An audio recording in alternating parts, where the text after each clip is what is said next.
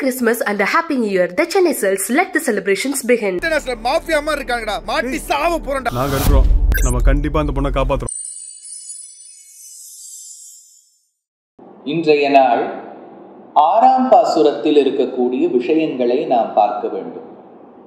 இந்த 6ஆம் பாசுரம் தொடங்கி 15ஆம் பாசுரம் வரை தன்னுடைய தோழிமார்களை அழைத்து செல்ல வேண்டும் என்பது ஆண்டாளுடைய ஆசை.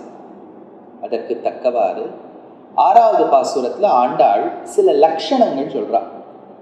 அதாவது தோழிகளை அழைக்கணும்னா விடியற் காலத்தால போய் அவளை கூப்பிடணும், எழுந்துக்குங்கோ. அப்போது அந்த வீட்டில் இருக்கக்கூடிய பெண் என்னெல்லாம் கார்த்தால ஆயிடுத்தாங்கிறதுக்கு லட்சணம் கேட்போம். How's it the morning.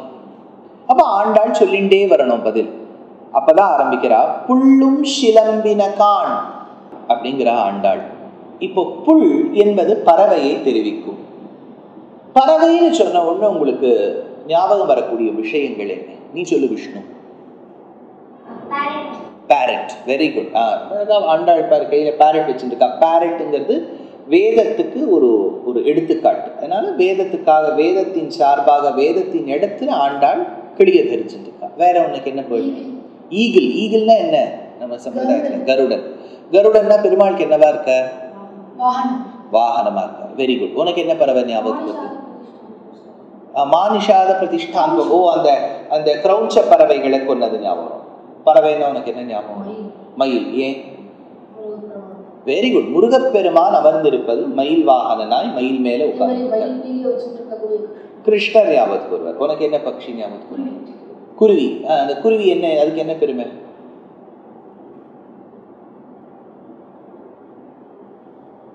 அதாவது குருவிக்கு என்ன சொல்லலாம், சின்ன பறவை. ஆனா அந்த குருவியிலேயே பல வகைகள் உண்டு. அதெல்லாம் கூடு கட்டும்போது குக்கணாங்குருவின்னு ஒரு குருவி, அது எப்படி அவ்வளவு அழகா கூடு கட்டுறதுன்னே தெரியாது. சின்னதா இருக்கு, ஆனா எவ்வளவு கீர்த்தி பெருசா இருக்கு. உனக்கு என்ன பறவை பிடிக்கும்? காக்கா. காக்கானா உனக்கு உடனே என்ன ஞாபகத்துக்கு வரும்? கிருஷ்ணன் ஞாபகம். கருநிறம். Very good. அப்படின்னா ஆண்டாள் பறவையை எடுத்துக்காட்டா வச்சுன்னு சொல்றா. அதனால என்ன சொல்றா, புல்லும் சிலம்பின கான். புல்லின் அந்த துவனி கேட்டு பாரு. சிலம்பின கான் புல்லரையன் கோயில். புல் அரையன். அரையன்னா அரசன் அர்த்தம்.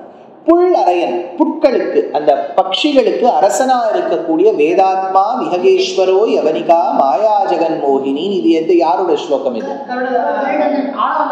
ஆளவந்தாருடைய சதுஸ்லோகி. வேதாத்மா விஹகேஸ்வரா. அந்த வேதாத்மாவாய் விஹகேஸ்வரனாய் பன்னகனாய் தார்க்ஷனாய் கொண்டாடப்படக்கூடிய கருடன் புல்லரையன். அதனால இந்த இடத்துல சொல்ற, கோயிலில் வெள்ளை விழிசங்கின் பேரரவம் கேட்டிலையோ. பெருமாள் கோவிலேருந்து வரக்கூடிய சங்கநாதம் உன் காதில் விழவில்லையா அப்படின்னு கேட்கிறார். இப்போ வெள்ளை விழிசங்கு, விழுவிழேன்னு இருக்கக்கூடிய சங்கின் துவனி கேட்கவில்லையோ. உங்காத்துல நீங்க சங்கு வாசிப்பீளா? நீ உங்காத்துல எப்போ ஒரு தடவை எப்போ வாசிச்சு? கோயில்ல இருக்கும்போது. ஆத்துல வாசிப்பீளா?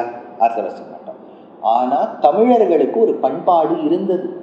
கோவில்களில் சங்கநாதம் சேவிப்பது. பெங்கால் ஸ்டேட்டுக்கெல்லாம் போனேன்னா வீட்டிலேயே சங்கநாதம் இருக்கும். அதனால இந்த இடத்துல ஆண்டாள் சொல்றா, வெள்ளை விழிசங்கின் பேர் அரவம், அதுலேருந்து வரக்கூடிய துவனி கேட்டிலையோ, உன் காதுல விழலியா அப்படின்னு கேட்கிறா.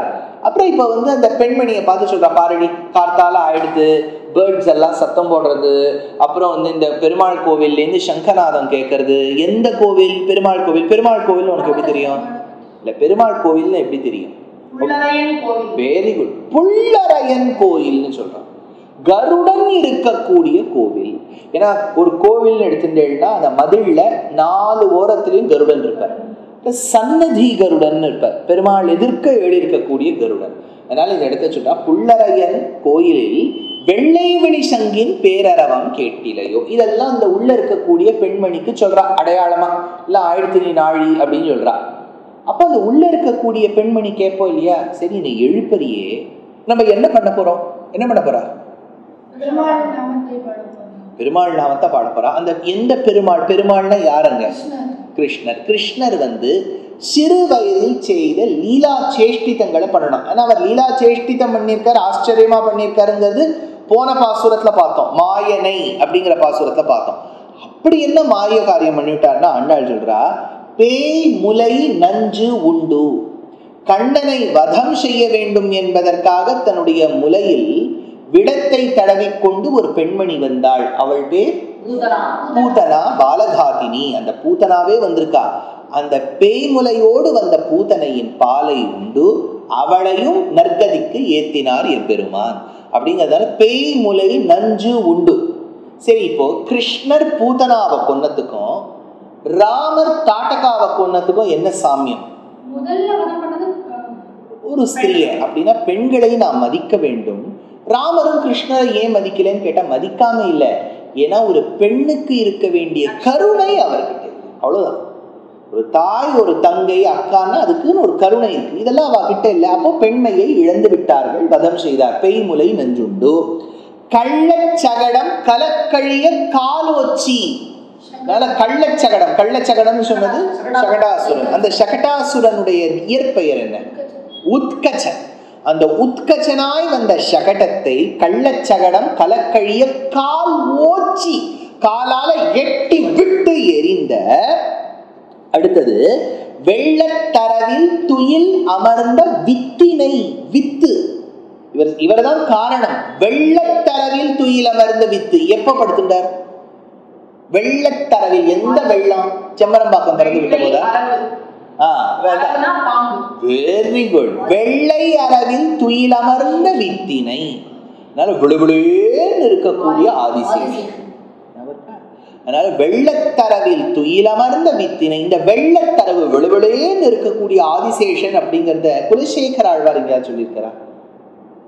வெள்ளை அணை மேவி, விழுவிழேன்னு இருக்கக்கூடிய பெருமாள். பெருமாள் என்ன கலர்? அதனால அவர் கிட்டத்தட்ட தூரக்கேன்னு பார்த்தா செஸ் போர்ட் மாதிரி இருக்கும் இல்லையா? ஆதிசேஷன் வெளுப்பு, பெருமாள் கருப்பு.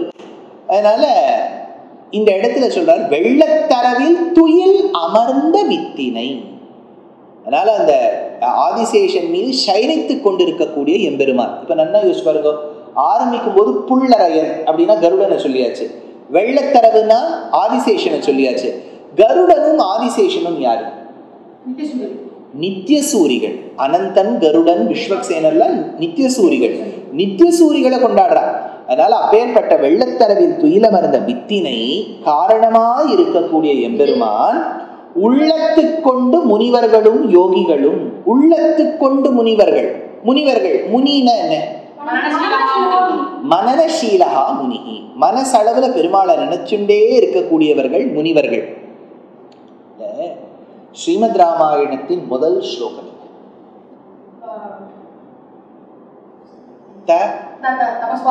தபஸ்வாத்யாய நிரதம் தபஸ்வி வாக்விதாம்பரம் நாரதம் பரிபப்ரச்ச வால்மீகி முனிபுங்கவம். முனிவர்களில் சிரேஷ்டமாய் இருக்கக்கூடிய.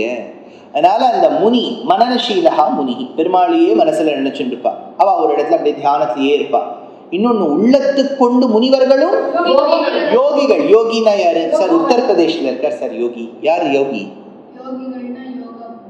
யோகாபியாசம் செய்யக்கூடியவர்கள் யோகிகள், அஷ்டாங்க யோகத்தில் ஈடுபட்டவர்கள். அதனால உள்ளத்து கொண்டு முனிவர்களும் யோகிகளும். சரி, பெருமாளையே அந்த யோகிகளும் முனிவர்களும் மனசுலயே நினைச்சிட்டு இருக்கா பெருமாளை. காத்தால நீங்க எழுந்துக்கும் போது எப்படி எழுந்துப்பேன்? ரோஷன் எப்படி எழுந்துப்பேன்? அப்படிதான் எழுந்துப்பியா? சும்மா நான் கேமரா வச்சிருப்போம் வீட்டுல, சும்மா நான் உபன்யாசத்தை கேட்கிறேன்னு சொல்லக்கூடாது. நீ அந்த இங்கிலீஷ் ஹரிய சொல்றியா? ஹரி ஹரி ஹரி ஹரி. நீ பெருமாளையே நினைச்சிட்டு கிட்டத்தட்ட நீ 13வது ஆழ்வார் ஆயிடுவ போல இருக்கு. நம்ம இவர் என்ன சுவாமி சர்வேஷ், நீ எப்படி காத்தால எழுந்துப்ப? தூக்க கலக்கத்தோடு எழுந்துப்போம் சார். நீ என்ன சாதாரணமா எப்படி எழுந்துப்ப? படுத்துட்டு அப்படி. அது புரியுது. சாதாரணமா என்ன வருத்தத்தோட எழுந்துப்பியா? சந்தோஷமா காத்தாலே விடிந்து விட்டது, நான் புஷ்பத்தை பறித்து சமர்ப்பிக்க. எந்த எக்ஸ்பிரஷனுமே அப்படியே சில மாதிரி அப்படியே எழுந்து உட்காந்துப்பியா? அப்படி காஃபின்னு உட்காந்துப்பியா? அப்படியே கையில கூப்பின கையோட அப்படியே நீ என்ன பண்ணுவ? ஏதோ துக்கத்தோட 1 மணி நேரம் கழிச்சுதான் எழுந்து. ஆண்டாள் எப்படி எழுந்துக்கணும்னு சொல்றா தெரியுமோ? விஷ்ணு மெல்ல எழுந்துக்கும் போது ஸ்லோவா எழுந்துக்கணுமா? ஏன் ஸ்லோவா எழுந்துக்கணும் தெரியாதா? சரி, என்னம்மா ரெண்டா கண்ணா? சரி நீ சொல்லு. நீ மெதுவா ஏன் எழுந்துக்கணும்?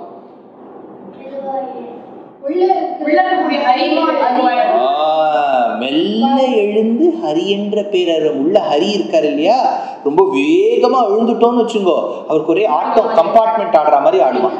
மெல்ல எழுந்து ஆண்டாளுடைய அந்த வர்ணனை பாருங்க. ஹரி என்ற பேரறவம் உள்ளம் புகுந்து குளிர்ந்து, அந்த உள்ளத்தில் புகுந்து அது குளிர வேண்டும், அது அப்படியே சந்தோஷமா இருக்கும். ஏன்னா அந்த ஹரி ஹரி ஹரி ஹரின்னு காத்தால எவ்வளவு தடவை ஹரி சொல்லலாம்? சரி, இப்ப நம்ம ஹரி சொல்லிடலாம் பாருங்க. ஹரி ஹரி ஹரி ஹரி ஹரி ஹரி ஹரி. இப்ப இது நம்ம வேகமா சொல்லலாம். இங்கிலீஷ்ல இருக்கக்கூடிய ஹரியும் நம்ம கொண்டாடணும். ஹரியா சொல்லிடலாமா? ஹரி ஹரி ஹரி ஹரி ஹரி ஹரி ஹரி. 7 செகண்ட்ல ஆயிடுது. அப்படின்னா காத்தால எழுந்துக்கும் போது ஹரி என்ற பேரறவம் அசங்காம எழுந்துக்கணும். உள்ளம் புகுந்து குளிர்ந்து, உள்ளுக்குள்ள ஏசி போட்ட மாதிரி இருக்குமா, அப்படி ஜிலு ஜிலு ஜிலுன்னு இருக்குமா பெருமாளை நினைச்சுண்டா. அதற்காக என்னோட ஃப்ரெண்டே நீ எழுந்துக்க மாட்டியான்னு ஆண்டாள் காலங்கார்த்தால. இது எத்தனாவது பாசுரத்துல கேட்கிறான்? 6வது பாசுரத்தில் ஆண்டாள் பாகவதோத்தம ஸ்திரீயாக இருக்கக்கூடிய தோழியை பார்த்து எழுந்துக்கோ பெண்ணே என்று பல பல லட்சணங்களை காட்டி கூறுகின்றாள். 7ஆம் பாசுரத்தில் என்ன என்பதனை நாளைய தினம் பார்ப்போம். Merry Christmas and a Happy New Year. The Chennai Cells, let the celebrations begin. Mafia மாதிரி இருக்காங்கடா, மாட்டி சாவ போறேன்டா. நாங்க இருக்கிறோம். நம்ம கண்டிப்பா அந்த பொண்ணை காப்பாத்துறோம்.